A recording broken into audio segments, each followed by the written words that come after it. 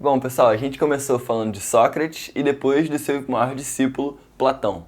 Agora que a gente já viu a teoria platônica, a gente vai falar também do seu grande aluno, Aristóteles, certo? Então, nesse primeiro vídeo, eu quero explicar para vocês qual é a biografia de Aristóteles, o que ele fez na vida dele, e isso vai ser importante para a gente entender como que ele vai construir a sua teoria e por que ele vai romper com o seu mestre Platão. Tudo bem? Bom, para começar, gente, Aristóteles não era grego. Ele não nasceu em Atenas. Ele nasceu na Macedônia, mais especificamente na cidade de Estagira. E ele viveu na Macedônia até por volta dos seus 18 anos. Então, aí nessa faixa de 16, 17, 18 anos, ele decide concluir os seus estudos. Ele decide que agora ele precisa de um estudo mais forte. E ele vai para o grande polo intelectual da época, que era Atenas. Chegando em Atenas, ele vai se inscrever na Academia de Platão. E ele vai estudar lá na Academia de Platão por 20 anos, certo? Bom, ele estudou por 20 anos, mas não é que o curso de filosofia naquela época durava 20 anos, certo? É porque ele estudou lá e depois ele começou a fazer um complemento para ele poder se tornar um professor lá dentro da academia, certo?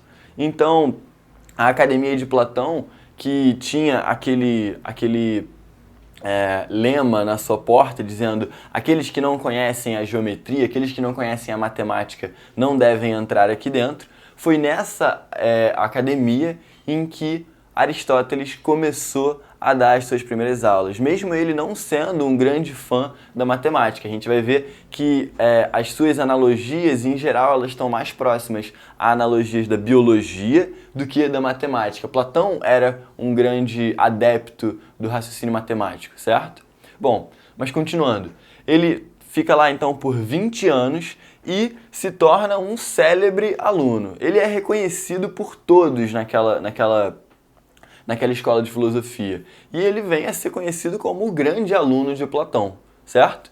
Bom, a partir daí era de se esperar que quando Platão deixasse o posto de diretor da academia, ele fosse assumido pelo Aristóteles.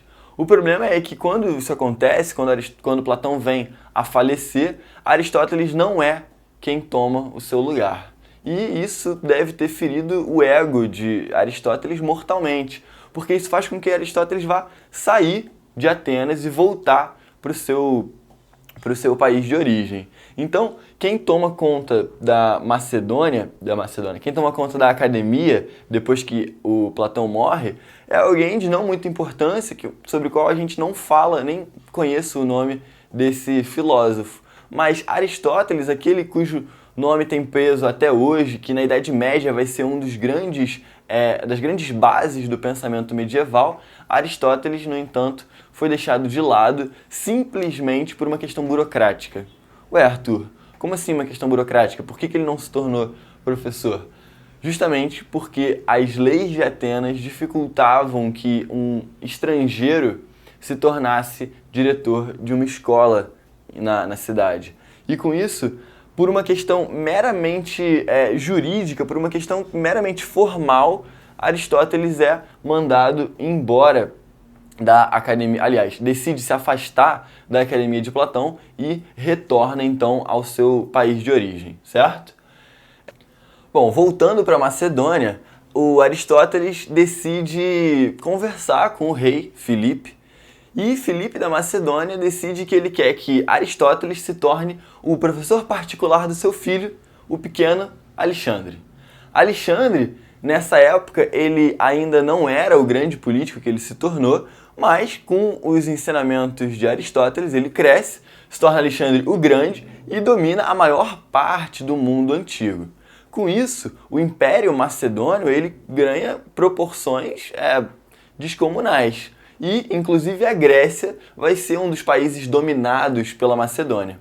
Acontece, então, que, uma vez dono da Grécia, Alexandre o Grande vira para Aristóteles e pergunta para ele: ô, prof, você não quer um terreninho ali em Atenas, alguma coisa boba. Finalmente pintei nessa bagaça, não é possível. Me evocaram aqui. Exatamente. E Alexandre, então, oferece para Aristóteles... Justamente a denominação que eu mereço, o Grande. Alexandre o Grande, então, recebe a denominação de Alexandre o Grande porque ele domina a maior parte do mundo antigo, certo? E ele oferece para o seu antigo professor um espacinho em Atenas, caso ele queira construir uma mansão ou qualquer coisa do tipo. Aristóteles, então, decide que ele vai formar lá a sua escola de filosofia. Uma escola própria de filosofia que não é a academia e nem uma filial da academia, mas é o Liceu. O Liceu, então, representa a grande ruptura que Aristóteles está estabelecendo com Platão. Porque enquanto a academia vai ser o lugar dedicado àqueles saberes matemáticos, aos saberes mais relacionados ao mundo das ideias, a saberes abstratos, o saber que é ensinado no liceu é um saber muito mais de caráter científico, empírico, que parte então da nossa experiência para criar as suas conclusões. E dessa maneira, Aristóteles acaba rompendo com Platão e formando um novo tipo de filosofia. É por isso que eu sempre me refiro a esse quadro do Rafael durante o Renascimento, em que a gente vê Platão apontando para cima e Aristóteles com a mão voltada para baixo, dizendo que a gente deve se manter, se ater aqui à realidade, aquilo que a gente pode observar da realidade, certo? A gente ainda vai falar mais dessa diferença entre Platão e Aristóteles nas próximas aulas, mas é fundamental que o Liceu é esse ponto de ruptura. Afinal de contas, Aristóteles podia ter criado a sua escola de filosofia na Macedônia, ele podia ter criado a sua escola de filosofia em qualquer outro lugar, mas ele decide criar em Atenas, justamente para rivalizar com a sua antiga escola, a academia, certo? Então, beleza, ele funda lá a sua própria escola, ela se torna uma grande escola, muito reconhecida, o lugar em que ela é construída é justamente no meio, no centro de Atenas, então as pessoas tinham muito acesso àquele local e ele ganha grande fama. Porém, com o fim do domínio macedônio, a moral, vamos dizer assim, o respeito dos macedônios em Atenas, ele fica totalmente comprometido. E mais uma vez, Aristóteles se vê ameaçado pelo povo de Atenas. Mais uma vez, ele se vê como um estrangeiro em um lugar que não é hospitaleiro a estrangeiros. E é dessa maneira que Aristóteles decide pela segunda vez deixar Atenas, dessa vez para sempre. Ele não vai retornar a Atenas e ele vai passar o resto da sua vida de novo no seu país de origem.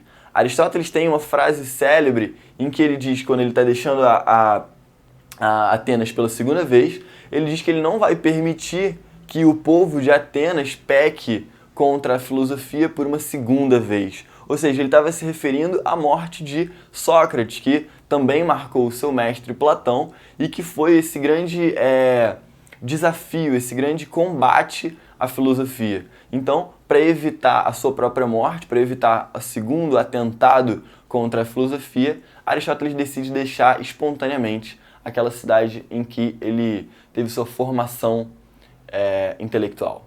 Beleza? Bom, pessoal, agora a gente já entendeu quem é Aristóteles, de onde ele veio, onde ele estudou, a gente sabe até onde ele vai morrer no fim da sua vida, certo? Então a gente já tem uma noção mais ou menos da biografia desse filósofo. Agora a gente vai começar a entender de fato o que é a teoria que ele criou, certo? E eu sempre gosto muito de diferenciar ele do Platão. Eu acho que eles dois são polos opostos na filosofia grega. E eu sempre refiro a filosofia deles falando daquele quadro do Rafael, né? Aquele quadro da Escola de Atenas, em que a gente tem Platão apontando para cima e Aristóteles fazendo um sinal assim para baixo, pro nosso mundo, certo? Como vocês já sabem, Platão aponta para cima porque ele acredita na existência de um outro mundo, né? Que é um mundo ideal e que não existiria aqui em meio aos nossos sentidos, mas que existe numa realidade puramente intelectual, né? Suprassensível, ok? E, portanto, acima dessa realidade aqui. Cabe então na aula de hoje explicar como é o conhecimento em Aristóteles. Cabe explicar por que ele está com essa mão voltada para baixo ao lado do Platão, certo? Pois bem, então quando o Aristóteles ele volta para Atenas e ele vai formar a sua escola de filosofia, o Liceu, ele vai fundar uma teoria filosófica diferente da teoria das ideias, certo? Então, esqueça a teoria das ideias, esqueça esse mundo dualista em que existem as ideias e os sentidos separadamente.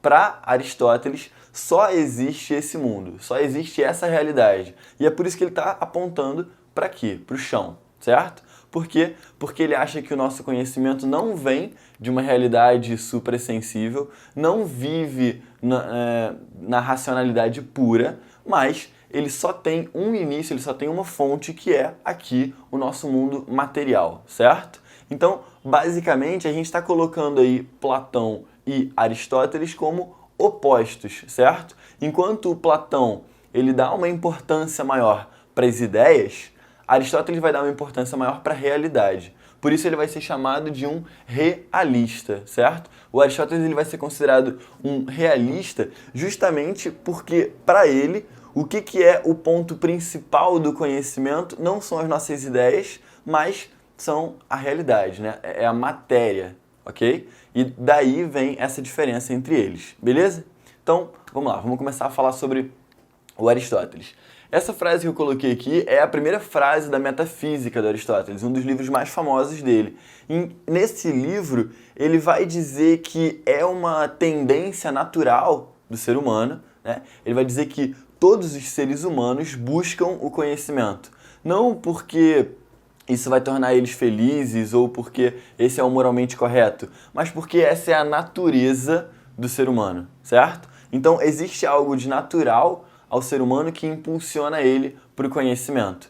E o Aristóteles ele é um típico cientista, né? Ele é alguém que está o tempo todo buscando conhecimento sobre as áreas mais diversas da ciência. Então, vocês sabem que ele fala de retórica, ele fala de lógica, ele fala de política, ética, psicologia, biologia, enfim. O Aristóteles ele é muito plural nas suas formas de conhecimento, ok?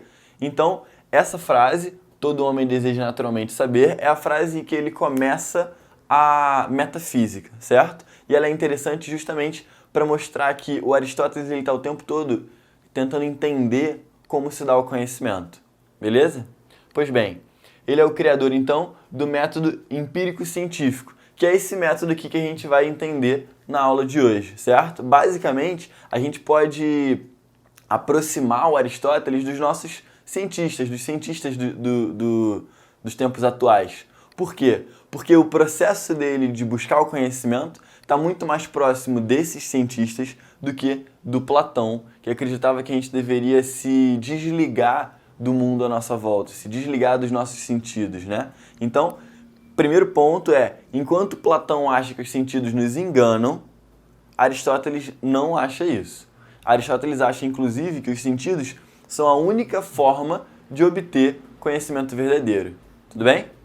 Bom, então como um bom realista, como eu já falei, né, ele dá mais importância para a realidade, para o mundo objetivo, do que para as nossas ideias subjetivas. O Aristóteles ele defende que o conhecimento verdadeiro é aquele que corresponde à nossa realidade. Então, o que é o conhecimento verdadeiro? Será que é uma ideia que nasce com a gente e que não tem necessariamente relação com o que os sentidos nos mostram? Não, essa é a visão do Platão. Para o Aristóteles, enquanto um realista, o conhecimento é aquilo que corresponde à realidade. Ou seja, se você pensa alguma coisa e esse pensamento é semelhante à realidade, se ele corresponde à realidade, então você formulou uma opinião correta, ok? Diferente do Platão, porque para o Platão, se você tem um pensamento, uma ideia que é análoga à realidade, você pode estar enganado. Afinal de contas, os seus sentidos são ilusões. E, portanto, você pode estar gerando uma opinião falsa por conta dos seus sentidos. Tudo bem? Então, aí está uma das primeiras diferenças entre eles. A questão, então, é que enquanto o Platão acha que o conhecimento pode ser puramente intelectual, completamente dissociado dos sentidos, Platão acha que todo o conhecimento, não só no ser humano, mas nos outros animais, ele sempre parte das nossas experiências, certo? Para o Aristóteles, o conhecimento ele não se dá no homem de uma maneira especial de como ele se dá, sei lá, entre os cachorros. Porque os cachorros eles também conseguem aprender certos truques, ok? Então, dessa maneira, eles estariam tomando conhecimento de maneiras de se comportar, por exemplo. O Aristóteles vai dizer que o conhecimento que se dá aí, nos cachorros, ele não tem exatamente alguma coisa de suprassensível, certo? Ele não está relacionado a ideias abstratas e eternas, igual em Platão. Ele está relacionado com aquilo que a nossa sensação nos proporciona. E essa sensação, né, os nossos sentidos, mostrando pra gente como o mundo se dá, eles vão gerar na gente uma percepção, ok? Então, os nossos sentidos, né, a sensação, você, por exemplo, está me vendo e tendo sensações sobre mim. Por exemplo, a minha voz, ela fornece uma sensação a você. As cores, por exemplo, eu estou vestindo hoje preto. Essas cores são sensações, ok? E você vai formar na sua ideia uma percepção do Arthur, ok? Essa percepção, então, ela é o acúmulo de sensações, tudo bem? Uma ideia, ela se forma na nossa cabeça como uma percepção. Ela é fruto das diversas sensações que a gente tem sobre o mundo à nossa volta, ok? Esse é um ponto que acontece tanto nos seres humanos quanto nos animais. Então, para Aristóteles, os animais e os seres humanos conhecem da mesma forma. A questão é que os seres humanos podem ir mais longe. Vamos ver aonde. Bom, depois que a gente formou uma percepção na nossa mente, depois que a nossa mente de fato construiu uma ideia, por exemplo, sobre o professor Arthur, agora a gente pode criar uma memória, a gente pode guardar isso na nossa memória, certo? E amanhã, quando você me encontrar, você vai saber que eu ainda sou professor de filosofia. Por quê? Porque você tem memória dessas ideias que se passaram pela sua mente, ok? O Aristóteles achava que alguns animais não tinham essa capacidade da memória e que justamente por não terem a memória, eles não poderiam formar conhecimento. A gente sabe que hoje em dia isso acontece de fato, por exemplo, com os peixes, né? Os peixes têm uma memória muito, muito, muito curta e por isso talvez seja difícil você ensinar alguma coisa para o peixe. Por quê? Porque a memória é algo essencial no processo de conhecer. Tudo bem? Pois bem, depois que você tem os seus sentidos, que te geraram uma ideia e que por fim você se lembrou dela, você formou memórias, você pode partir para a imaginação. E aqui é uma característica bem do ser humano. Por quê? Porque o ser humano vai poder articular essas ideias que ele formou, essas memórias que ele tem, e vai poder assim criar novas, como eu posso dizer, novas articulações para aquela ideia, certo? Por exemplo, eu reparei que o fogo me queima, certo? E eu me lembro disso, porque eu já me queimei no fogo mais de uma vez, ok? A partir daí, eu posso começar a usar a minha imaginação para tentar criar um meio, um artifício de me aproximar do fogo sem me queimar. Então, por exemplo, eu posso usar alguma luva ou alguma coisa do tipo, que seria uma tentativa de usar a minha imaginação, certo? Para contornar essas memórias que eu tenho sobre o fogo. É assim que Aristóteles vai dizer que a gente vai formar a ciência. A ciência, ela só pode se formar, por quê? Porque a gente aplica a nossa imaginação naquelas memórias que a gente construiu ao longo da nossa vida. Então, quando a ciência, por exemplo, cria um artefato para a gente poder, por exemplo, aquela luva, né, para tirar um tabuleiro quente do forno, por exemplo. Aquilo ali é fruto da ciência. Por quê? Porque alguém, lembrando que o fogo é alguma coisa que queima e que torna os tabuleiros quentes, ele usou a sua imaginação para criar um artefato que desse a volta nesse problema, ok? Que contornasse esse problema e assim solucionasse ele. É assim que a ciência acontece. Então, para Aristóteles, os animais que não podem formar ciência são animais que vão ter problema em algum desses pontos aqui. Bom, em geral, os animais têm mais ou menos as mesmas sensações que a gente, com exceção de alguns animais que são, por exemplo, cegos, como o caso do morcego, ou enfim, que não têm alguma dessas percepções, eles não vão poder conhecer o mundo dessa forma. Mas, no geral, por que o animal não consegue gerar ciência? ou porque ele não tem uma memória suficientemente extensa para acumular todos esses saberes, ou porque ele não tem uma imaginação capaz de contornar, de solucionar esses problemas. Tudo bem? Então, o conhecimento para Aristóteles ele surge nos nossos sentidos, nas nossas sensações. E é por isso que ele é visto, então, como o criador do método empírico-científico. Ele está muito mais próximo dos cientistas do que dos filósofos como Platão, nesse caso. Tudo bem? Bom, o conhecimento, então, ele se dá através de um raciocínio que o Aristóteles vai determinar que é o raciocínio indutivo. E o que é o raciocínio indutivo? É um argumento que passa dos particulares ao universal. O que eu quero dizer com isso? Eu quero dizer que quando você cria um saber particular, você está criando um saber, por exemplo, sobre mim, Arthur, no caso. Eu sou um ser humano em particular. Então você está vendo que o Arthur tem um nariz, ok? E 2 olhos, beleza? Esse é o saber de um indivíduo em particular. Só que você pode conferir, por exemplo, os vídeos do Alexandre, você vai perceber que o Alexandre, coincidentemente, também tem um nariz e 2 olhos. E com isso você vai poder reparar que diversos casos particulares de seres humanos vão apresentar essas características, gerando assim um saber universal. Ou seja, todos os seres humanos têm um nariz e 2 olhos, ok? Esse é um saber indutivo. Por quê? Porque você analisa um ser humano, depois outro, depois outro, depois outro, e percebe que todos eles têm as mesmas características. Dessa maneira você cria uma regra geral que dá conta de todos esses seres humanos particulares, certo? Por isso a gente estaria partindo do particular para o universal, ok? E, por último, tem um pequeno detalhe que é o seguinte: um saber indutivo, ele não pode ter um contra-exemplo. Então, se existe um ser humano que nasceu e possui 3 olhos, ou um olho só, ou que não tem nariz, ou que tem mais de um nariz, esse ser humano, ele seria a prova de que aquele meu raciocínio anterior está errado. Tudo bem? Então, basicamente, o exemplo que eu tenho para trazer para vocês é, vamos imaginar um saquinho de feijões, certo? Um saquinho de feijões que quando você coloca a mão lá dentro, só tem feijões brancos. E aí você tira mais um punhado, feijões brancos de novo. O terceiro punhado, feijões brancos. O saco é grande, você não tem todos os feijões ali dentro para analisar, mas pelos punhados que você retirou, você pode dizer que, bom, até agora todos os feijões que eu vim tirando daqui são brancos. Então, todos os feijões dentro do saquinho são brancos.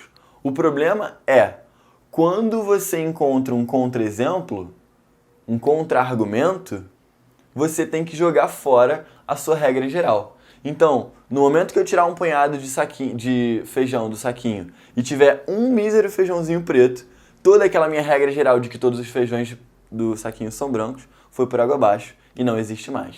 Então, o raciocínio indutivo, ele existe até que se prove o contrário. Tudo bem? Você cria uma certeza observando casos particulares. Mas assim que um caso particular te mostra o contrário, aquela regra geral foi jogada no lixo. Beleza? Então é mais ou menos assim que acontece o conhecimento empírico-científico para o Aristóteles. Muito bem, gente. Agora que a gente já entendeu mais ou menos como se dá o conhecimento em Aristóteles, a gente pode começar a entender a busca dele pela ciência primeira, pela ciência que ele acredita ser a mais elevada, aquela digna da filosofia, que é a metafísica, ok? Esse termo, metafísica, esse nome, ele não foi dado pelo Aristóteles. Na verdade, ele foi dado por um organizador das obras do Aristóteles, chamado Andrônico de Rhodes, e ele organizou os livros de maneira em que existia um livro sem nome que ficava logo depois da física. Esse livro que ficava depois da física foi chamado justamente de o livro depois da física, que em grego vem mais ou menos alguma coisa como metafísica, o além da física. E a gente pode interpretar isso de 2 modos. A gente pode interpretar como simplesmente o livro que se coloca depois dessa física, na organização lá do Andrônico de Rhodes, ou a gente pode interpretar como o estudo daquilo que não é meramente físico. mas o estudo daquilo que está um pouco mais elevado, ou seja, daquilo que é mais geral, certo?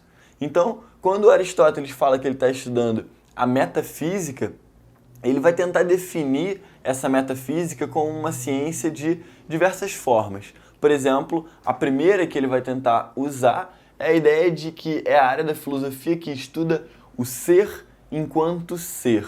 Ou seja, é aquilo que estuda o ser não na sua especificidade, não naquilo que diferencia um ser de outro ser, certo?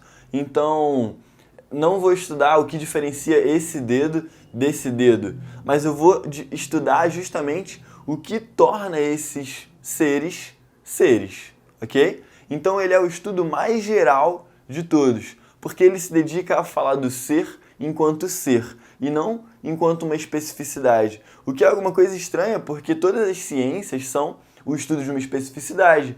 Por exemplo, a biologia é o estudo da vida e dos organismos vivos, a física é o estudo do comportamento dos corpos, a química é o estudo do que se compõe esses corpos. Então, cada uma dessas ciências vai se focar, né, vai se inclinar sobre um aspecto do ser.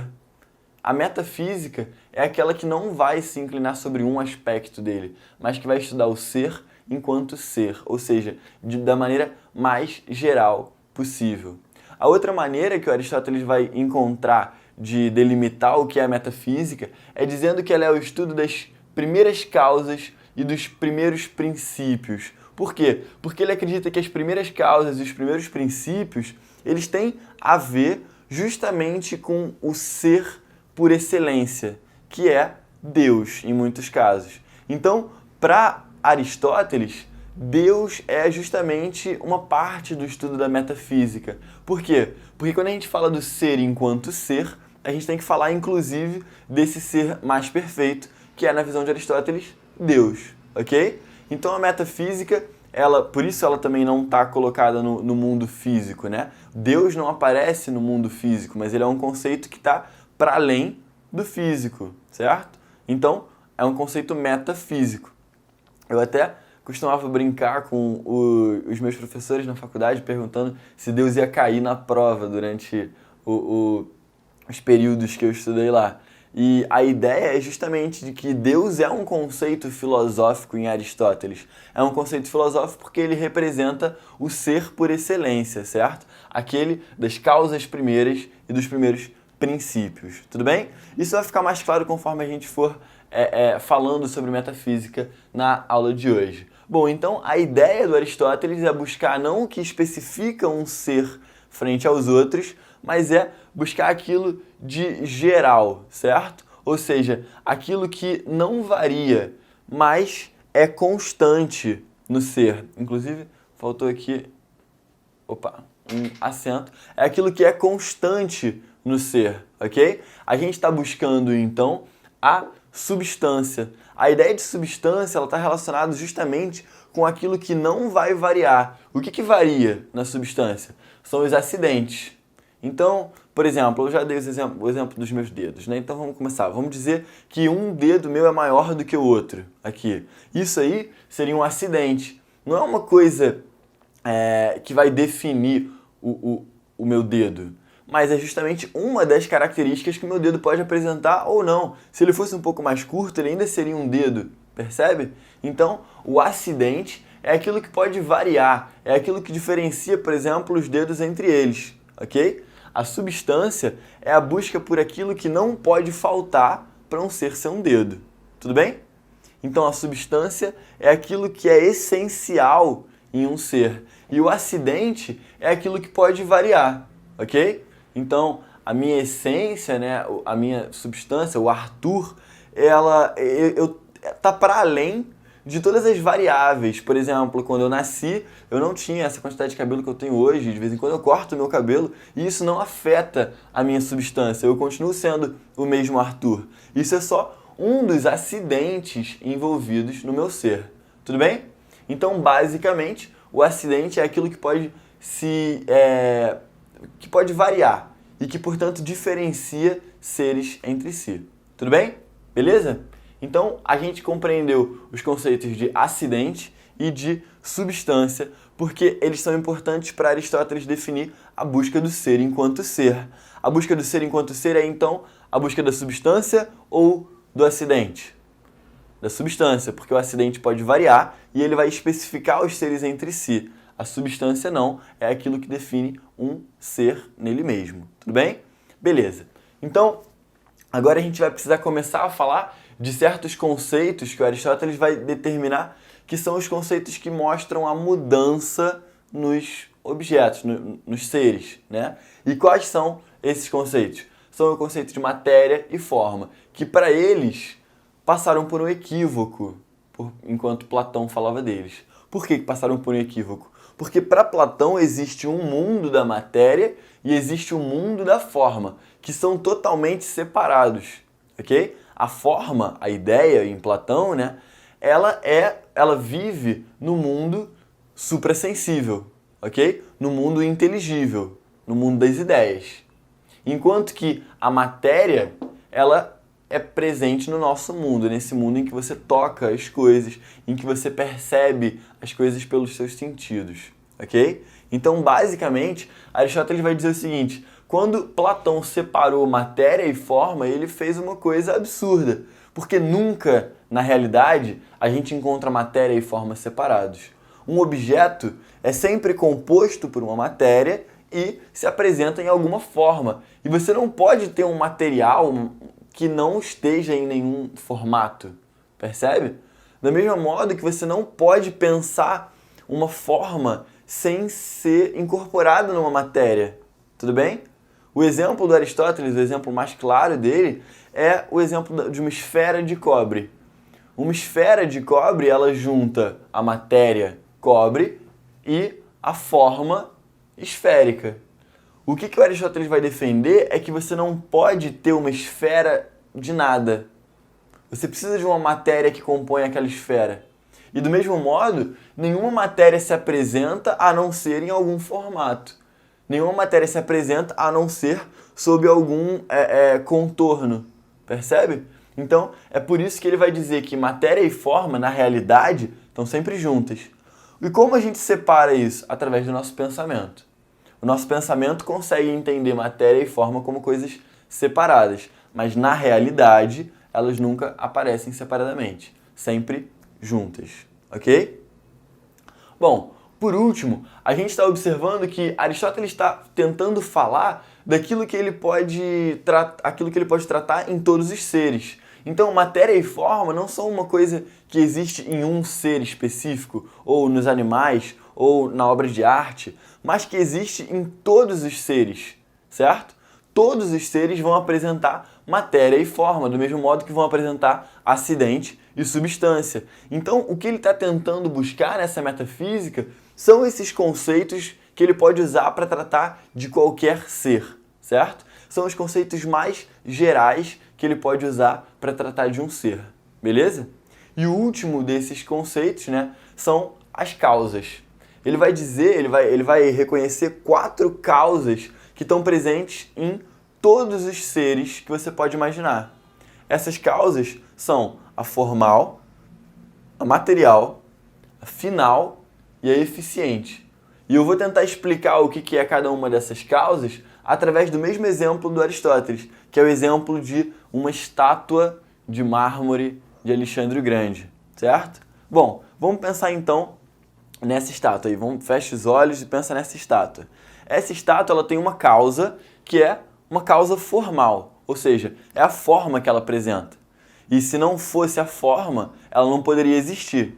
Portanto, a forma é causa dessa estátua. Agora, qual é a causa formal nessa estátua de Alexandre o Grande? Alexandre o Grande. Ele que serviu de modelo para a estátua. Portanto, essa é a forma da estátua. A segunda causa é a causa material, que envolve justamente o material do qual aquilo é feito, né? Chega a ser redundante, mas, bom, essa estátua ela precisa ser composta por algum material. Qual é esse material no caso? O mármore, né? Como eu tinha dito. Então, o mármore é a nossa causa material. E se não tivesse mármore, não poderia haver estátua. Da mesma maneira que se não houvesse o Alexandre o Grande, não poderia haver a forma da estátua, ok? Por último, a gente tem também a causa final dentro dessas 4 causas. E o que ela representa? A causa final está diretamente conectada à finalidade daquele objeto. Para Aristóteles, tudo no mundo tem uma finalidade. E, portanto, uma das causas dos seres no mundo é a sua função, a sua finalidade no cosmos. Qual é a finalidade de uma estátua de Alexandre o Grande? Bom, você pode dizer que é uma honraria para Alexandre o Grande, você pode dizer que ela existe em função da memória de Alexandre o Grande, mas alguma serventia, alguma finalidade nela existe. Portanto, a estátua de Alexandre o Grande tem como finalidade, sei lá, a sua memória, e portanto essa é uma das causas. Se o escultor não quisesse homenagear Alexandre o Grande, se ele não quisesse preservar a sua memória, ele não teria feito aquilo. E, portanto, essa é uma das causas que dá origem à estátua. Agora sim, a última causa é a causa eficiente. Mas esse nome é o único nome meio maluco aqui frente a esses, né? Porque causa final, material e formal são bem autodescritivos. Mas e a causa eficiente? Vamos pensar em causa e efeito, certo? Bom, a estátua, ela é efeito do quê? O que criou ela? O que gerou ela? O que foi o seu produtor? O que a produziu? Foi o escultor que, de fato, teve que martelar o mármore até criar essa estátua. A causa eficiente é basicamente aquilo que deu origem a esse objeto, a esse ser, ok? Então, no meu caso, qual seria a minha causa eficiente? Eu sou produto da união do meu pai com a minha mãe, certo? Eles são a minha causa eficiente, ok? Portanto, eu sempre consigo observar essas 4 causas em qualquer ser. E é por isso que Aristóteles, quando ele está falando das 4 causas, ele acredita que ele está falando do ser enquanto ser. Porque ele acredita que as 4 causas estão presentes em qualquer objeto, em qualquer ser que você possa pensar. Daí, ele acha que ele está fazendo uma ciência sobre o ser em geral. Essa é a metafísica. Beleza, galera? Essa é a nossa aula mais importante sobre Aristóteles, porque a gente vai falar de uma das ciências que ele foi o único responsável pela criação. A gente vai falar hoje um pouco da lógica aristotélica, certo? Bom, então por que a lógica aristotélica ela é tão importante? Porque esse é o meio que o Aristóteles acredita que a gente vai conseguir alcançar o conhecimento, certo? Para ele, o conhecimento ele não pode se dar de qualquer maneira, mas, assim como eu disse nas outras aulas, ele é um dos precursores do método empírico-científico. E nesse método, a gente vai traçar um certo modo de adquirir conhecimento, que é o modo a partir da lógica formal, tudo bem? Então, esse é o primeiro ponto que eu tinha que chamar a atenção para vocês. Enquanto Aristóteles é um autor conhecido por ser muito plural, por falar desde psicologia, a biologia, economia, política, mesmo dele falando de todos esses assuntos, a maior parte desses assuntos já tinha sido debatida anteriormente. Então, Aristóteles, na verdade, ele não era o criador de nenhum desses assuntos. Ele era apenas um esquematizador, certo? Alguém que olhou para trás e resolveu fazer um catálogo com o que já se havia falado sobre taxonomia, no que tange a biologia, enfim. E uma das ciências que ele é, de fato, o único criador, sozinho, o pai dessa ciência, é a lógica. Então, o próprio Aristóteles afirma isso, que ninguém antes dele tinha pensado em uma teoria da inferência, certo? Então, para começar, vamos falar sobre o que é uma inferência. A inferência é aquilo que a gente pode concluir de pelo menos duas frases anteriores, certo? 2 afirmações, ok? Eu vou dar uns exemplos mais adiante, né? O exemplo do silogismo mais famoso de Aristóteles, que eu tenho aqui do lado, mas a gente vai chegar lá ainda.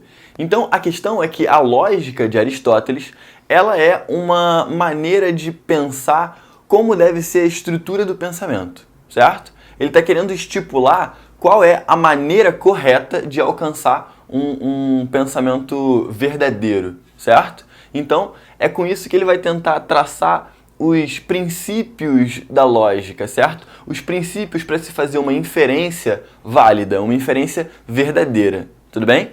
Beleza? Então, é por isso que ele afirma que ele está pensando uma arte do bem pensar, arte do pensamento correto, ok? Seria a ciência que investiga a forma correta que o nosso pensamento deve assumir. Tudo bem?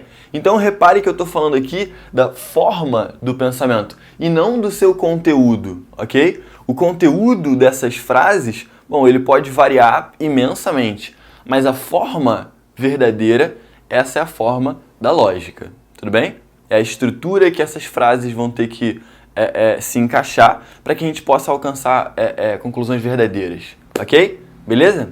Então, esse é a introdução sobre a lógica do Aristóteles, ok? Ele está pensando sobre uma ciência que ninguém havia pensado antes e que é uma ciência que não trata de um conteúdo específico, mas que trata da forma do nosso pensamento, ok? Por isso eu digo que a lógica é um dos pontos principais em Aristóteles, porque ele vai usar a lógica para falar de biologia, ele vai usar a lógica para tirar suas conclusões a respeito da psicologia, da metafísica, e todas as outras ciências abordadas por Aristóteles vão ser abordadas por meio da lógica, certo? Por isso é tão importante esse tipo de estudo que Aristóteles está fazendo. Beleza? Então agora vamos começar a falar, de fato, sobre o que ele define na lógica. A lógica de Aristóteles, ele vai definir 3 princípios básicos para o nosso pensamento. E quando ele diz que existem princípios básicos, ele quer dizer que esses princípios eles são tão óbvios, eles são tão intuitivos ao nosso pensamento, que eles nem mesmo precisam de uma prova. Você não precisa provar os princípios, justamente porque eles são tão óbvios que eles são intuitivos. Quando você observar um desses princípios, você não teria como discordar deles, certo? Daí o nome princípio, porque é de onde surge, por onde tem que começar o pensamento correto. Tudo bem? Então vamos falar sobre esses 3 princípios. O primeiro deles é o princípio de identidade, que diz que uma coisa deve ser idêntica a si mesma. Então eu quero dizer que A é igual a A, certo? Esse é o primeiro princípio. Vocês devem concordar comigo que não se pode discordar que A é igual a ele mesmo, certo? Então o princípio de identidade ele é óbvio a esse ponto. Ele afirma que a identidade de um ser, bom, coloca ele igual a ele mesmo, certo? O segundo princípio, também óbvio, também não precisa de prova, é o princípio de não contradição, que vai afirmar que uma frase ela não pode ser contraditória. E ele, bom, a principal função desse princípio é você evitar um paradoxo, certo? É você evitar a construção de uma frase paradoxal, ou seja, que se nega nela mesma. Ou seja, dizer que eu estou vivo e morto ao mesmo tempo, certo? É uma contradição porque eu estou juntando opostos. O princípio de não contradição diz que é impossível eu afirmar e negar a mesma coisa, ok? O terceiro princípio é o princípio do terceiro excluído e ele se refere à validade, à verdade em uma afirmação. Então, o princípio do terceiro excluído é a ideia de que não existe uma terceira opção. Ou uma frase é verdadeira, ou essa frase é falsa, ok? Existem apenas essas 2 opções, esses 2 opostos entre si, e não existe um meio termo. A ideia do terceiro excluído é a ideia de que uma frase ou é verdadeira, ou é falsa, e que não existe uma terceira opção, um meio verdadeiro ou meio falso, ok? Então, esses são os 3 princípios da lógica aristotélica. Ele vai dizer que qualquer afirmação precisa estar de acordo com esses 3 princípios. Tudo bem? Bom, mas a lógica de Aristóteles ela não se mantém aí nos princípios. Na verdade, a maior parte da lógica de Aristóteles vai tratar sobre os silogismos, que são justamente uma tentativa de chegar a um argumento, de chegar a uma conclusão a partir de determinadas premissas. O exemplo que o Aristóteles dá é o exemplo mais antigo e mais clássico da história da filosofia, que é o exemplo do silogismo todo humano é mortal. Essa é a primeira premissa, certo? A primeira afirmação. A segunda afirmação, a segunda premissa é Sócrates é um humano. E a conclusão desse silogismo é, bom, Se todo humano é mortal e se Sócrates é humano, então Sócrates é mortal, ok? Perceba então que a conclusão ela vai dizer algo novo em relação às outras duas frases, certo? A primeira frase tratava de todo humano e dava esse predicado, eles serem mortais.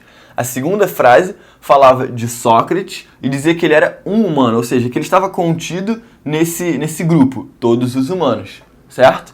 A partir daí é que vem a nossa conclusão. Sócrates, então, deve ser mortal, ok? O Aristóteles vai fazer uma série de análises dos silogismos.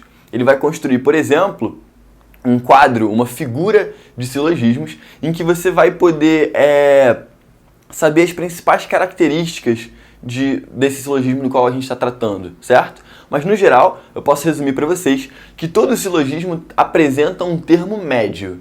E o que é um termo médio? É um termo em comum entre as suas premissas. Por exemplo, aqui, eu estou falando todo humano é mortal e depois Sócrates é humano. Qual é o termo médio? Qual é o termo que se repete? Humano, certo? Humano tem esse predicado e Sócrates é alguém que se aplica a esse conjunto dos humanos, certo? Esse silogismo aqui, então, ele está apresentando o seu termo médio, primeiro aqui como sujeito, todo humano é mortal, e depois aqui como predicado, Sócrates é um humano, certo? Então, esse termo médio, ele pode aparecer aqui como, primeiro, como sujeito e depois como predicado, ou ele pode ser nas duas o sujeito, ou ele pode ser nas duas o predicado, certo? São as três principais, as três opções possíveis de silogismo. E é a partir dessas três opções que o Aristóteles vai criar o quadro de silogismo deles, que vocês podem dar uma olhada se vocês tiverem interesse em se aprofundar na lógica aristotélica, certo? Na lógica clássica, beleza? Mas nessa lógica, o Aristóteles ele também vai tratar um pouco das questões das falácias, certo? E o que seria uma falácia? Uma falácia é um argumento que parece ser correto, que é aparentemente verdadeiro, mas que na verdade não é, certo? Então ele vai usar esse termo falácia para falar muito dos argumentos sofísticos, certo? Ele vai fazer um ataque aos sofistas, dizendo que os sofistas em vários momentos eles vão quebrar a lógica. Eles não apresentam então inferências que podem ser concluídas, ok? Já que eles não respeitam a lógica. Beleza? E ele vai dar uma série de exemplos de argumentos que fogem à lógica ou que apelam a alguma coisa que não seja a racionalidade, mas que apelam à emoção ou que apelam a uma tradição, ok? Então, essas são as falácias. Um exemplo famoso de falácia é a falácia ad hominem. O que é a falácia ad hominem? É aquele argumento que, ao invés de tratar das ideias debatidas, ele vai tratar do autor dessas ideias, certo?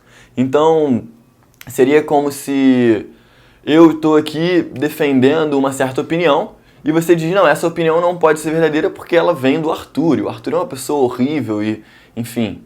Com isso, você não está atacando as minhas ideias, você está atacando a mim, o autor dessas ideias. E você está, então, desviando desse assunto, tudo bem? O Aristóteles, então, ele vai tratar de uma série de falácias que eram famosas entre os sofistas. Uma delas era uma pergunta que os sofistas faziam, que era, bom, você concorda comigo que tudo que você não perdeu, você ainda tem? Bom, concordo, se eu não perdi, eu ainda tenho aquilo. E aí ele ia e perguntava para o seu debatedor, o sofista perguntava, tudo bem, e você já perdeu seus chifres? E aí a pessoa dizia, não, eu não perdi meu chifre. Mas então o sofista tinha que concluir, então você ainda tem chifres. Com isso, ele estava mostrando que um argumento aparentemente verdadeiro, né, aparentemente você foi concordando com a minha argumentação, ele pode chegar em uma conclusão que é absurda, que é falsa. E o Aristóteles, então, ele vai analisar esse tipo de falácia. Ele vai dizer, por exemplo, que essa primeira premissa, tudo que eu não perdi, eu ainda tenho, essa é uma premissa falsa. Porque, na verdade, você teria que dizer que tudo que você um dia teve e nunca perdeu, isso sim continua com você, certo? Então ele vai fazer uma correção à primeira premissa. E é assim que o Aristóteles ele vai mostrando que a lógica dele é a teoria da inferência, ou seja, é a arte do bem pensado, o pensamento correto, certo? Com isso ele vai definir os seus princípios básicos, que nem precisam ser provados, porque são princípios, são óbvios à nossa racionalidade, e o exemplo clássico de silogismo dele, que vai começar a apresentar o seu quadro de silogismos, ok? E por último, as falácias, onde ele vai atacar os argumentos falsos dos sofistas. Beleza? Essa é a nossa aula sobre a lógica aristotélica, pessoal. Obrigado. Beleza, galera, agora a gente vai começar a falar da ética em Aristóteles, certo? A gente já falou um pouco da lógica dele, a gente já falou um pouco de outras áreas que ele estuda, e agora a gente vai ver a ética, ou seja, a gente vai ver como que o Aristóteles acha que nós devemos viver a nossa vida, ok? Beleza, pra gente começar, o primeiro conceito que eu tenho que introduzir vocês, quando a gente está falando da ética em Aristóteles, é que a ética dele, a teoria dele, é uma teoria teleológica, ok? Teleológica é uma palavra que vem do grego telos, que significa finalidade, beleza? O que eu quero dizer quando eu digo que a ética de Aristóteles é uma ética teleológica? Eu quero dizer que ela seguia, certo? Que o principal modo de organizar a boa vida é através da finalidade, da noção de finalidade presente nos seres, ok? Então, o que define uma boa faca? Bom, é a faca que cumpre a sua finalidade. Qual é a finalidade da faca? Cortar. Então, uma boa faca é uma faca que corta bem, ok? Beleza?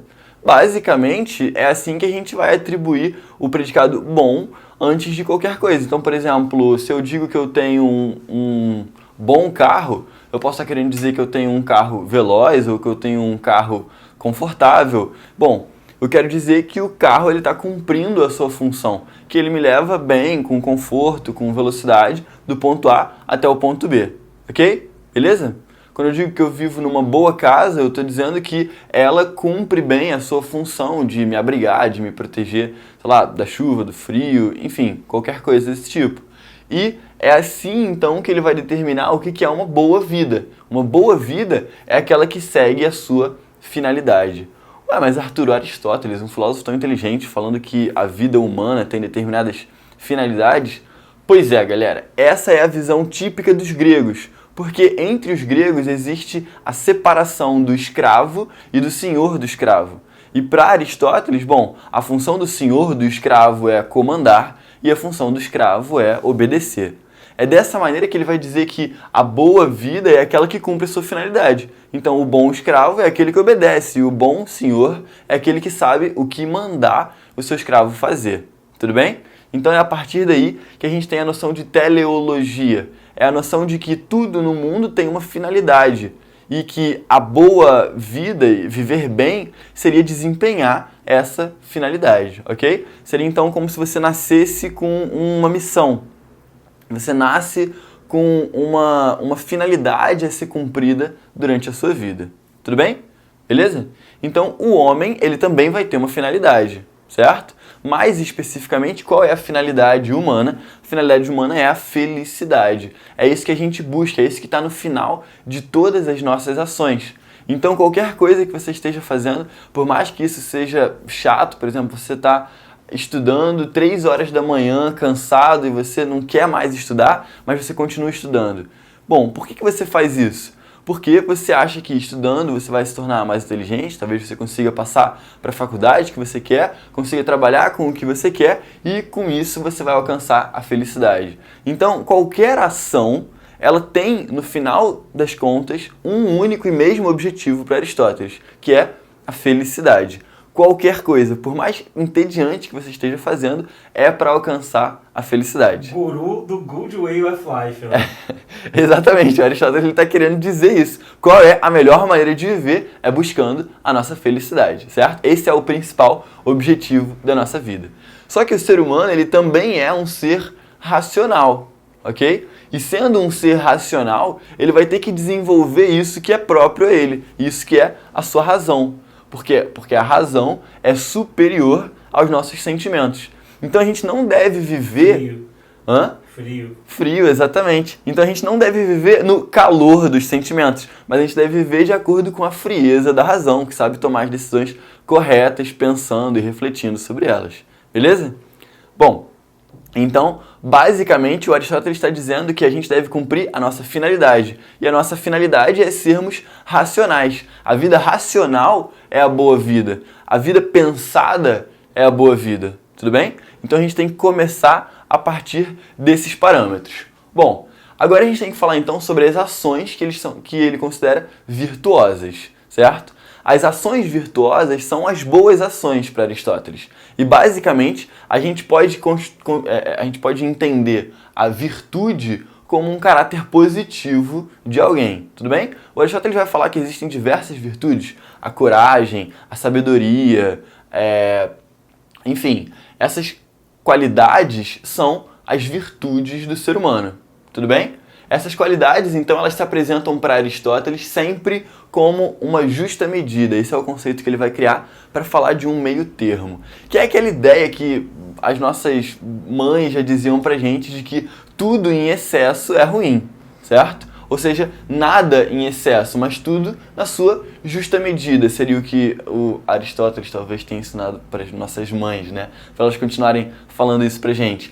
É a ideia de que você não pode nunca exagerar, nem faltar com alguma coisa. Mas você deve sempre buscar um meio termo entre o exagero e a falta. A ideia do Aristóteles, então, é de que a coragem nela mesma, ela não é nem boa nem ruim. Mas é o meio termo da coragem que é bom. E o excesso de coragem seria ruim, assim como a falta de coragem, certo? Vamos pensar então que a falta de coragem, um desses extremos, seria a covardia, né?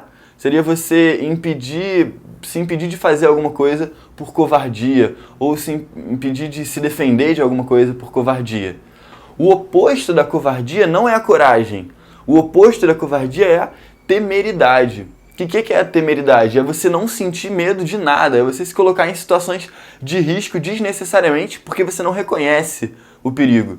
Então, se alguém me assalta armado, eu vou e resisto a esse assalto e xingo a pessoa. Com isso, eu não estou reconhecendo o perigo no qual eu estou colocado.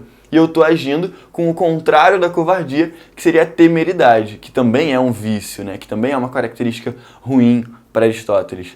A virtude, então, para Aristóteles, a qualidade, a boa característica, seria estar no meio termo. Nem ser temeroso e nem ser covarde, mas apresentar a coragem como uma qualidade equilibrada no seu ser. Tudo bem?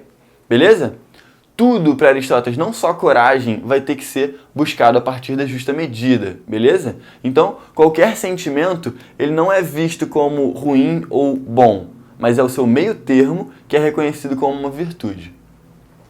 O filósofo afirma também que o exercício ele é fundamental para adquirir um hábito virtuoso. Ele vai dizer, então, que por mais que você compreenda alguma coisa, que você compreenda uma teoria, é necessário colocar essa teoria em prática. Por quê? Porque, afinal de contas, a ética é uma ciência da prática. A ética está falando sobre as ações humanas. E é por isso que ela não pode ficar simplesmente na teoria, mas ela tem que ser exercitada. O único modo para Aristóteles de você alcançar a excelência na sua vida é através da prática. Praticando atos virtuosos, você se torna uma pessoa virtuosa. Ok?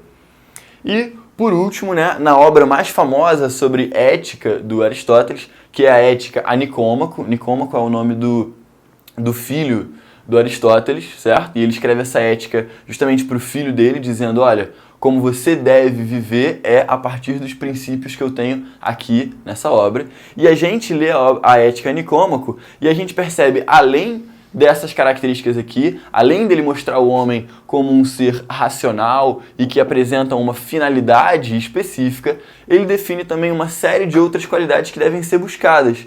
E é engraçado que essas qualidades elas vão ser apresentadas também no testamento de Aristóteles. Então, ele seguiu a ética dele, pelo menos no fim da vida dele. Quando ele está falando sobre para quem que ele vai deixar os seus bens e o que deve ser feito com cada um dos filhos dele, ele vai utilizar esses princípios que dizem que a boa vida deve valorizar os amigos. Então, ele vai deixar uma certa parte dos seus bens aos seus amigos mais próximos, a família, ele vai deixar uma grande parte do dinheiro dele para sua segunda esposa, a primeira ela veio a falecer. Ele diz também que é importante que cada homem tenha consciência do seu papel social, ou seja, qual é o papel que eu ocupo na sociedade. Quando Aristóteles está falando disso, ele está pensando muito naquela questão do telos, da finalidade do escravo e do senhor, que eu havia comentado no início da aula. Mas a gente pode pensar o papel social como, bom, onde é que eu me encontro na sociedade? Como eu deveria ajudar a minha sociedade, certo? Ele vai falar também da generosidade, ou seja, que você deve tentar ajudar esses seus amigos, ajudar os seus familiares e a reconhecer a lealdade, reconhecer os seus amigos que foram mais leais a você, ou os seus escravos, né? Na época dele, a gente também tinha esse aspecto para reparar na lealdade. Então, de maneira geral, ele também vai valorizar certos aspectos da vida que estão no senso comum. Por exemplo, a valorização de amigos, familiares e da lealdade entre os seus companheiros. Enfim, ele também vai falar de aspectos do senso comum, além desses aspectos mais filosóficos, no que tange a utilização da racionalidade, porque a racionalidade seria elevada, enquanto que os nossos sentidos corporais seriam vistos como menos elevados, né? Porque eles são comuns aos animais e, portanto, eles não são uma característica própria do ser humano. A característica própria do ser humano que deve ser seguida é a racionalidade. Beleza? Essa é uma visão geral da ética de Aristóteles e ela é muito importante para a gente entender, no geral, como que a teoria dele é uma teoria teleológica. Beleza? Obrigado, pessoal. Tudo bom, galera? Na aula de hoje a gente vai continuar os nossos estudos sobre Aristóteles e como a última aula foi sobre ética, a gente não poderia falar de outro assunto senão da política de Aristóteles. Afinal de contas, a gente vai ver na aula de hoje que a política e a ética de Aristóteles têm muito em comum, certo? Eu diria, inclusive, que elas são inseparáveis, ok?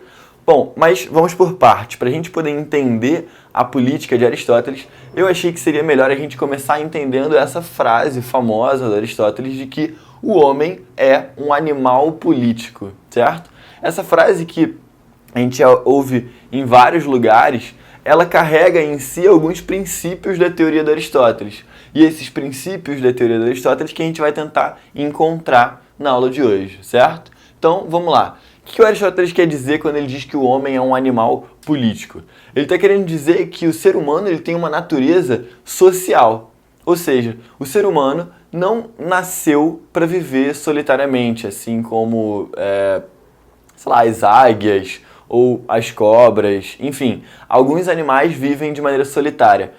O ser humano não é um desses animais. O ser humano precisa viver em grandes conjuntos de pessoas, certo? Em grandes comunidades. E são essas comunidades que dão sentido para a vida do homem comum, certo? Então, basicamente, existe uma natureza humana e essa natureza diz que ele precisa viver em sociedade, ok? Ou seja, ele precisa viver em uma comunidade, ok?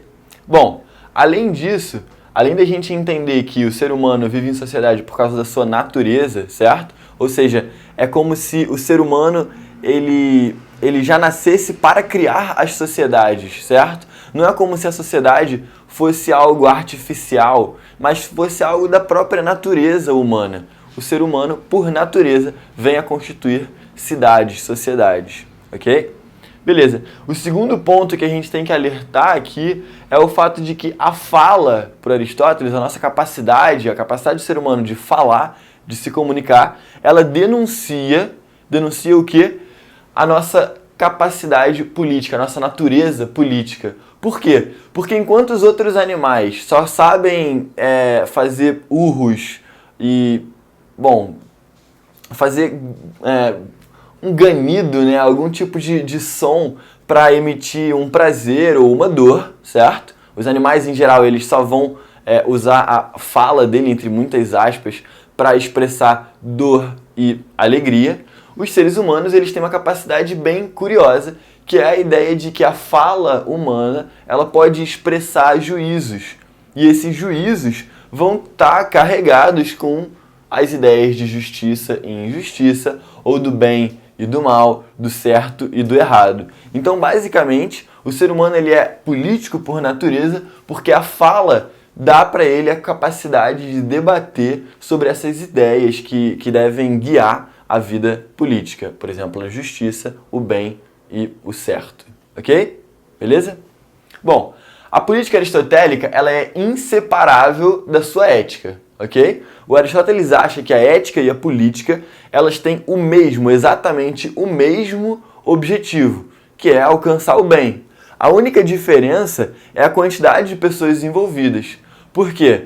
Porque quando Aristóteles fala da ética, ele está falando de como viver uma vida boa, né? Como um indivíduo deve guiar a sua vida para ele viver de maneira boa, ok? Agora, a política, ela não se refere a um indivíduo, mas ela se refere a uma comunidade de indivíduos. Entretanto, o objetivo nessas duas ciências é exatamente o mesmo. Ou seja, a única coisa que se altera da ética para a política é a quantidade de pessoas envolvidas, mas no fim das contas, o objetivo que elas visam, o bem, é sempre o mesmo, ok?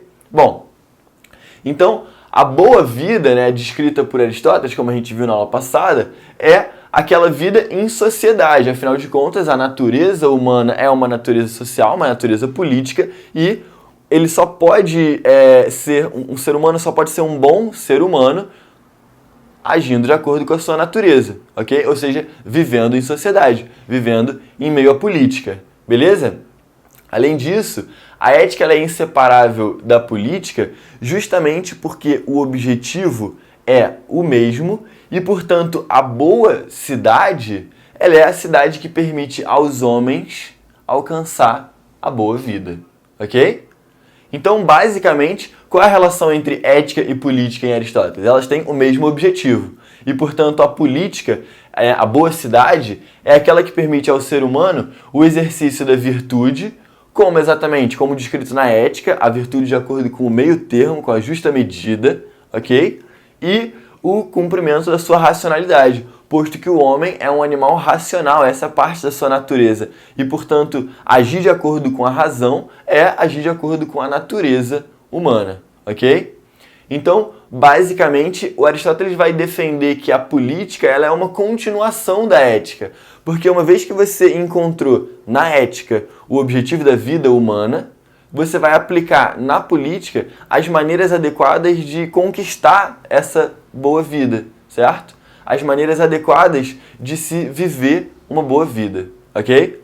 E, por último, o Aristóteles ele vai fazer alguns estudos de caso, né? Ele poderia ser um dos primeiros autores realistas dentro da política. Por quê? Porque ele vai tentar tirar a sua teoria política justamente da observação que ele faz da realidade, ok? E essa observação da realidade, ela vai partir de basicamente 3 tipos de organização política que ele conseguiu observar à sua volta no tempo dele. Quais são elas?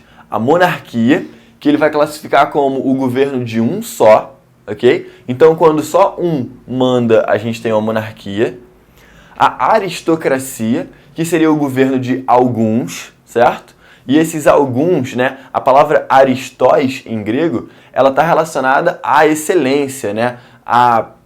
Ao bem, ok? Então, a aristocracia seria o governo desses melhores, né? O governo dos melhores. Então, a aristocracia seria o governo de alguns, mais especificamente aqueles que são mais éticos, aqueles que conhecem melhor aquilo que eles estão buscando, ok?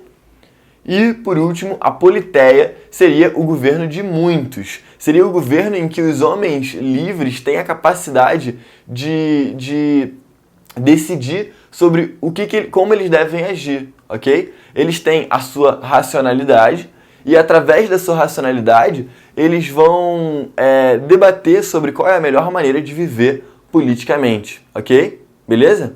Além disso, o Aristóteles ele também vai apontar qual é a forma corrompida dessas formas de governo, né?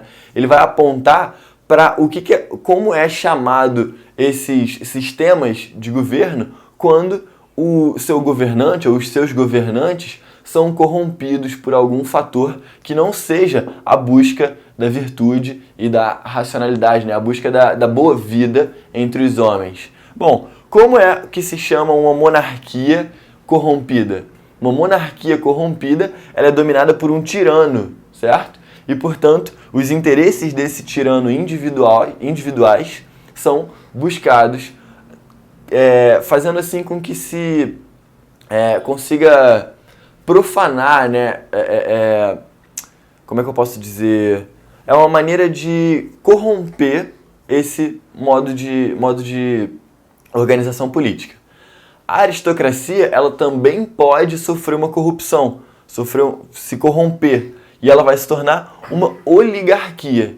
Enquanto que a politeia, caso se corrompesse, se tornaria uma democracia, porque a democracia seria não necessariamente um grupo de pessoas livres e racionais debatendo entre si, mas a democracia seria muitas vezes um governo regido por aqueles que sabem falar, que sabem convencer as outras pessoas, né? Que tem a arte da retórica, que dominam a arte da retórica e, portanto, conseguem convencer melhor as outras pessoas, corrompendo, assim, o sistema da politeia, que seria descrito por Aristóteles como o melhor dos sistemas. Beleza, galera? Então, mais ou menos isso foi a aula que a gente tem sobre Aristóteles, sobre a política aristotélica. A gente partiu do pressuposto de que o homem é um animal político e foi compreendendo o que esse tipo de pensamento traz enquanto os seus princípios, ok?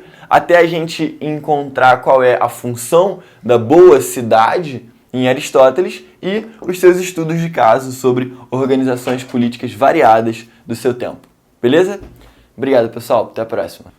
Beleza, gente. Na nossa aula de hoje a gente vai falar um pouco sobre a estética do Aristóteles, certo? Mais especificamente, a gente vai falar do que o Aristóteles acreditava sobre a arte, beleza? E, para a gente compreender isso, a gente tem que entender que Aristóteles foi um dos primeiros a redigir um texto que ele chamava de poética, certo? E o que era, afinal de contas, a poética? A poética era um livro que funcionava como um manual de regras, como um manual sobre como se produzir uma obra de arte bela, ok? Basicamente era isso que ele queria com a sua poética. E nessa poética, o Aristóteles ele vai instaurar uma série de princípios que a obra de arte deve seguir para ser considerada de fato uma obra de arte bela. E isso é muito estranho para a gente, moderno, porque afinal de contas a arte, a beleza, ela não parece ser alguma coisa pronta, já determinada, e que alguém poderia nos dizer como alcançar, não é verdade? Mas para o Aristóteles isso é possível. E isso é possível principalmente porque ele vive num contexto da Grécia Antiga, e na Grécia Antiga a ideia de beleza está diretamente relacionada à ideia de cosmos, ok? Que basicamente é a palavra que os gregos tinham para se referir ao universo, beleza? O cosmos, então, ele tem essa palavra, cosmos, ela aparece pra gente no nosso português, por exemplo, quando a gente fala de cosmética. A cosmética, ela é uma preocupação em tornar o rosto, né, do paciente, do sujeito que está buscando esse tratamento, para tornar o rosto dele mais harmônico, mais belo. Então, de algum modo, a palavra cosmética já traz em si essa palavra grega cosmos, certo? Que tem relação com o universo, mais especificamente com uma ordem que é instaurada no universo, ok? Então, a ideia para os gregos é de que a beleza é aquilo que está presente no cosmos. E, portanto, a arte deveria imitar essa beleza presente no cosmos, ok? Vamos dar uma olhada então no que ele diz propriamente na sua poética. Então, assim como o universo, né, o cosmos grego, apresenta uma determinada ordem, uma proporção, uma simetria e uma harmonia, a obra de arte ela também deveria buscar esses mesmos princípios. Então é por isso que a gente vê entre os gregos e até mesmo no Renascimento uma preocupação muito grande com a simetria, com as proporções. A gente vê, por exemplo, no Da Vinci, aquele homem vitruviano, não sei se vocês lembram, uma imagem de um homem assim de braços abertos, pernas abertas, e existem algumas proporções ali que estão sendo medidas pelo Leonardo da Vinci.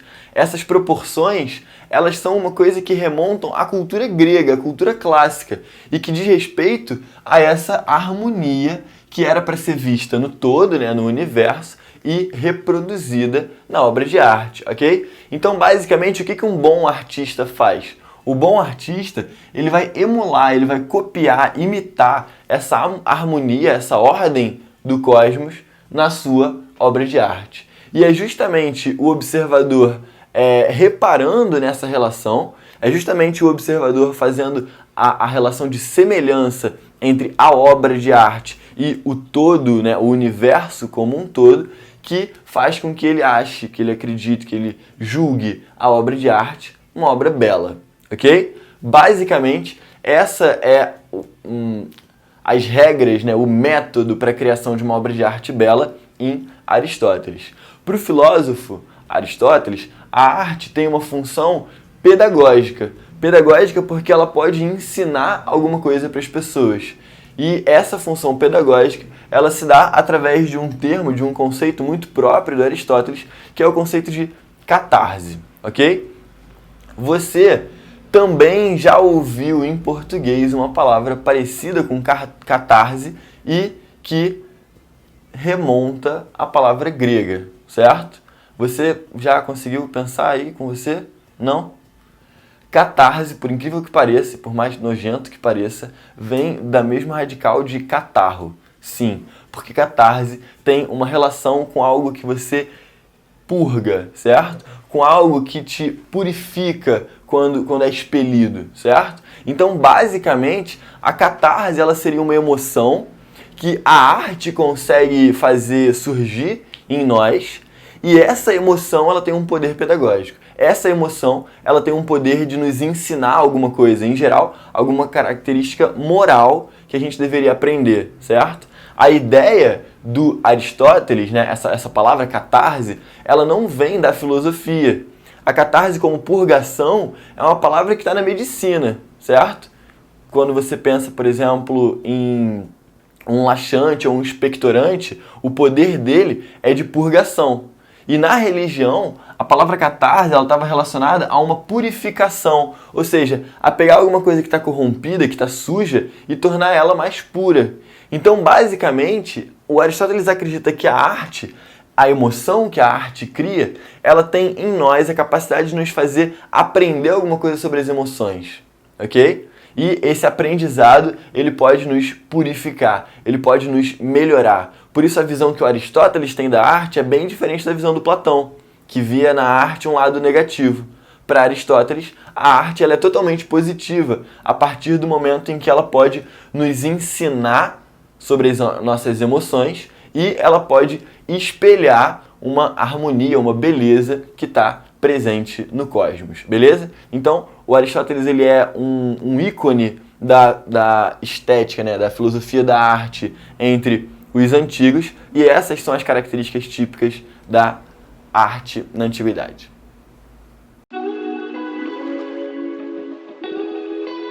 O Fábrica D tem uma super novidade para vocês. Aulas voltadas ao exame de qualificação da UERJ. Quer ver só? Tira dúvidas, correção de redação, análise das obras que caem na prova e muito, muito mais, galera. Tudo isso aliado a simulados e listas de exercícios que vão do básico ao avançado vão te fazer chegar à vitória. Então, não perde o seu tempo, né? Quem quer aprender, vem pro Fábrica D.